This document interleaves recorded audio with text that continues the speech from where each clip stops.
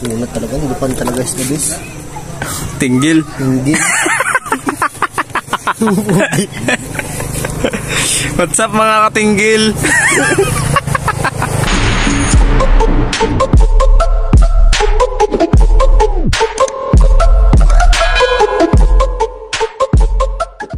What's up, what's up?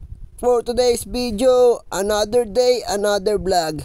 Nagkayayaan na nga po ulit tayo mga wil sa ibabaw ng tulay.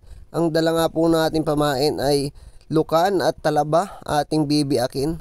Kasama na nga natin ang ating mga tropa. At ginayat ko na nga dito ang ating lukan at talaba para ating isabit sa ating kawil na magiging nating pamain. Pain, kawil. Ang tawag dyan? Napain natin, tinggil ng lukan. At dito nga inumpisa na yung mga wil. Ayan, unang dawi kay Parihin.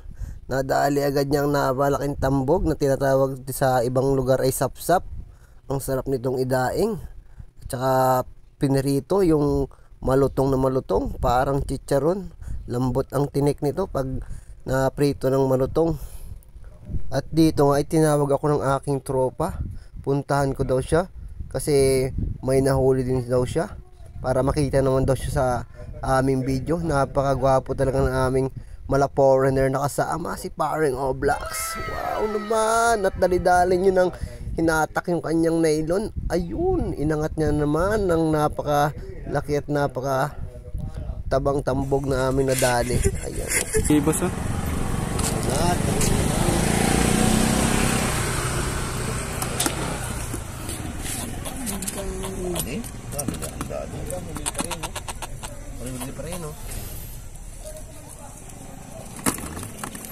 Uli pa tayo managa. Pinaglag eh. May tipid ng lukan. Tagal na maubos. Hindi naman litid yun. Ngayon pala kaka-play pag may huli. Guys! Nakakapito na kami!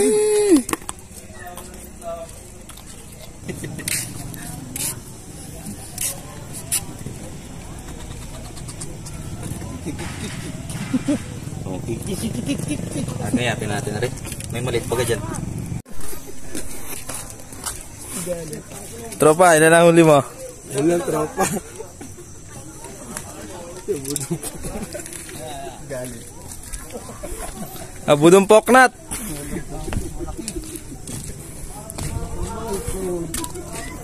Ay, dalawa. Ngayon lang, balagbag ang tama ng isa. Butyan. Ina, butyan. Butyan nga oh.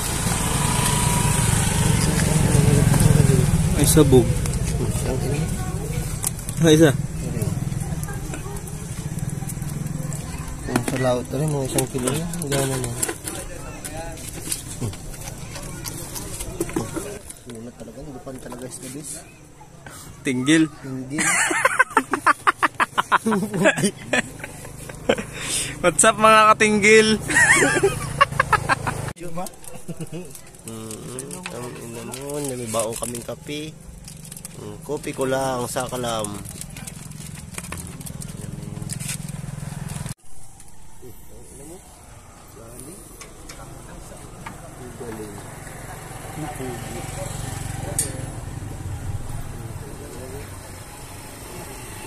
Sabit ko naman yata. Alah, dalang uso eh. Bingot. Tang inang sapsap yan. Dito nga guys ay nag-decide na kaming umuwi kasi naambo na at madilim na rin ang ating kapaligiran. Kaya baka abutan kami ng ulan at magkasakit pa. Kaya sakto lang ito pang food trip namin. Ayan ang ating mga kasama.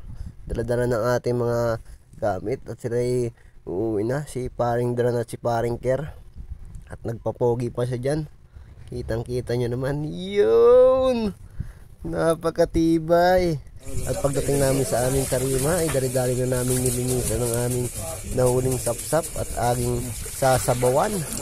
Napakasarap sabawan nito kasi nag-aambon-ambon.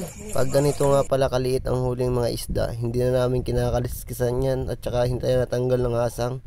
Kasi sariwa naman po ang aming nahuling isda. Napakasarap po talaga paglalo na't pagsariwa.